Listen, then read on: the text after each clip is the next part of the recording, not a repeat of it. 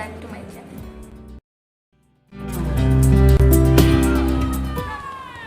ये मेरा दूसरा स्टडी ब्लॉग है।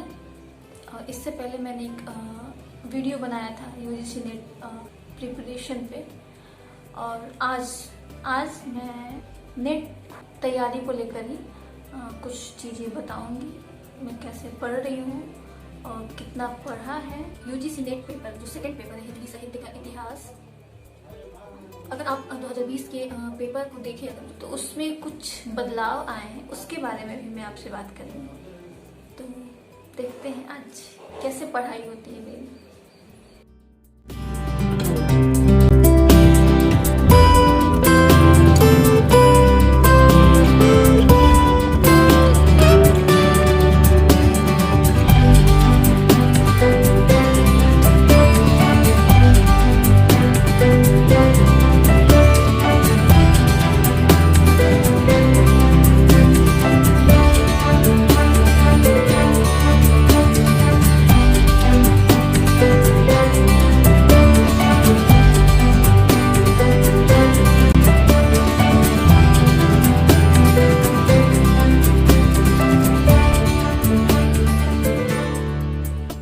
नेट जेआरएफ के पेपर में ज़्यादा वक्त नहीं है, तो मुझे तो लगता है कि हमें रिवीजन ही करना चाहिए, क्योंकि अब डिटेल में पढ़ने से कोई फायदा। फिर भी मेरा बहुत कुछ छूटा हुआ है, खासकर सेकंड पेपर में।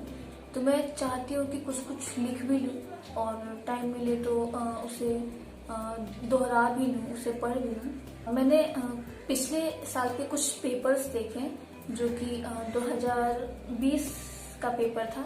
उसमें मैंने देखा कि कुछ बदलाव आए हैं पेपर में। सेकंड पेपर जो है हिंदी का, उसमें मैंने देखा कि 2 पैसेज दिए गए हैं, जबकि पैसेज नहीं ही आता था।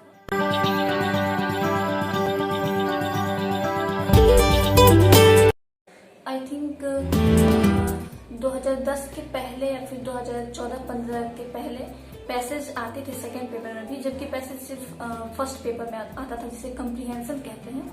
लेकिन 2020 वाले पेपर में, खासकर हिंदी की बात कर रही हूँ मैं, हिंदी साहित्य का इतिहास, उसमें 2 पैसेज आए हैं। तो मुझे ऐसा लग रहा है कि आगे आने वाले पेपर्स में भी अब पैसेज आएगा हिंदी में भी, तो उसके लिए पढ़ना जरूरी है। ये एक नया अपडेट मुझे लग रहा है।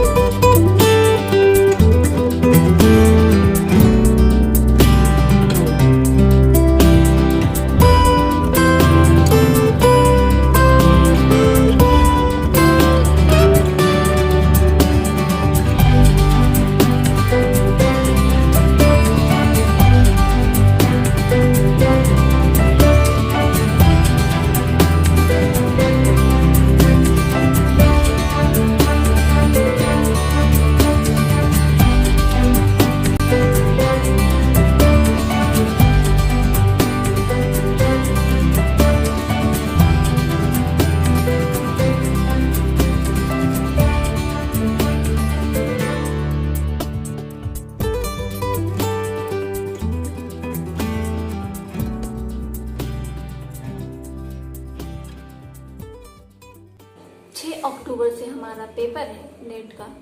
हमारा मतलब नेट के जितने भी पेपर होने वाले हैं वो 6 अक्टूबर से स्टार्ट है। 2 डेट उसकी आ चुकी हैं, 6 से 8 और 17 से 19। लेकिन अभी तक एनटीए ने एडमिट कार्ड जारी नहीं किया है। पहले ऐसा था कि 15 दिन पहले एडमिट कार्ड आ जाता था, अभी तक आया नहीं है, जबकि उन्हें दे देना चाहिए। तो मैं तो चाहती हूँ कि मेरा 17 से 19 के बीच में पेपर पढ़े, देखते हैं क्या होता है। मैं नेट जेआरएफ सेकंड पेपर की तैयारी किस किस किताबों से करती हूँ। तो मेरे पास किताबें हैं, कुछ किताबें मेरे पास हैं और कुछ मेरी किताबें कहीं और छूट गई हैं। फिलहाल मेरे पास जो किताबें हैं, मेरे पास अभी 3 किताबें हैं।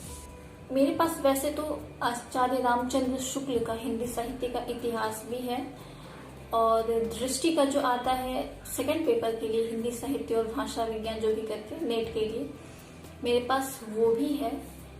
मेरे पास हिंदी साहित्य और संवेदना का विकास राम स्वरूप चतुर्वेदी जी का वो भी है।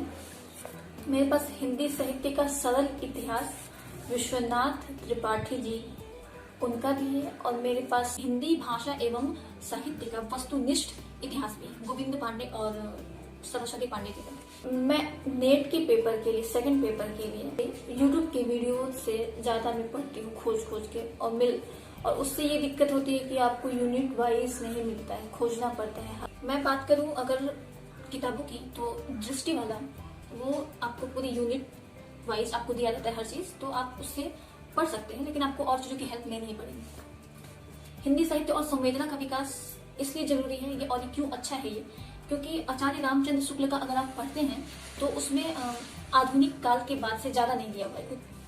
आचार्य रामचंद्र शुक्ल का जो इतिहास है वो रीतिकाल के बाद आधुनिक काल जो है वहीं तक है, थोड़ा बहुत। उसके आगे का अगर आपको पढ़ना है, आदिकाल से लेकर रीतिकाल तक का आपको अच्छे से मिल जाएगा रामचंद्र शुक्ल के इतिहास में। लेकिन आपको अगर उसके आगे का पढ़ना है तो आप डॉक्टर नगेंद्र का ले लीजिए और रामस्वरूप चतुर्वेदी का ले लीजिए, तो इसमें बहुत अच्छे से विस्तार से उन्होंने चीजों को बताया है।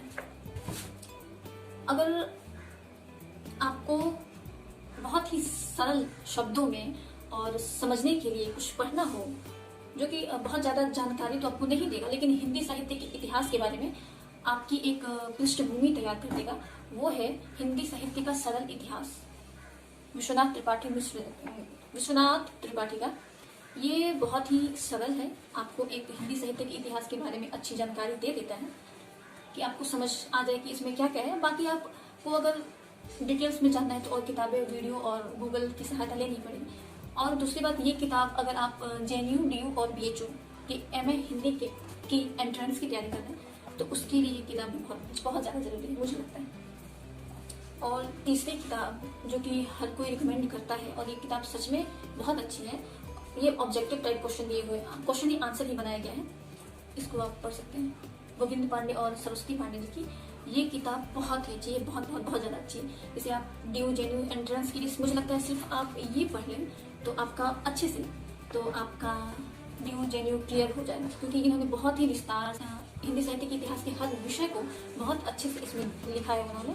मुझे लगता है कि कुछ छूटा नहीं है, बहुत अच्छे से। लेकिन एक है कि आप नेट की तैयारी कर रहे हैं तो आपको जैसे उपन्यास है, उसमें पात्र कौन है, उसमें किस पात्र ने क्या कहा, इन सब के लिए आपको अलग से पढ़ना होगा। बाकी ये तो अपने आप में बहुत ही अच्छी किताब है।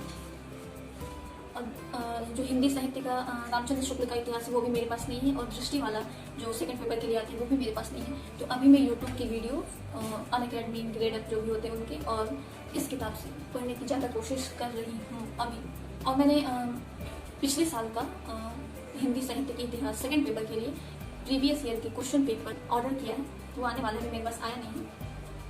तो ये सारी किताबें आपको हेल्प करेंगी। अब तो ज़्यादा वक्त नहीं है, तो आप जितना नोट्स बना है उसको पढ़िए और सिर्फ इसको पढ़िए। आप ये देख सकते हैं, ये किताब है मेरे पास। हिंदी ग्रामर से रिलेटेड सारी चीज़ें आपको मिल जाएगी। हिंदी वर्णमाला, शब्द रचना, शब्द रूप, संधि, समास, क्रिया, पर्यायवाची, मुहावरा, विलोम, और मतलब ग्रामर में जितनी चीज़ें आती हैं वो सारी चीज़ें आपको इसमें मिल जाएंगी। 10 अलंकार, छंद।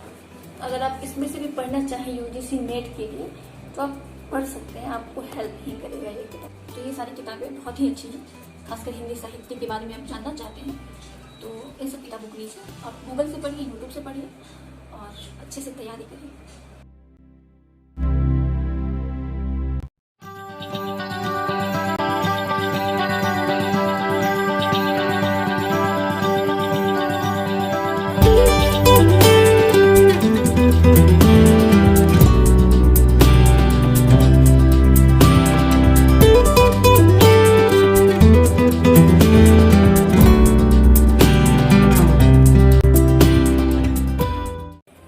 Someone must weep so that others may laugh.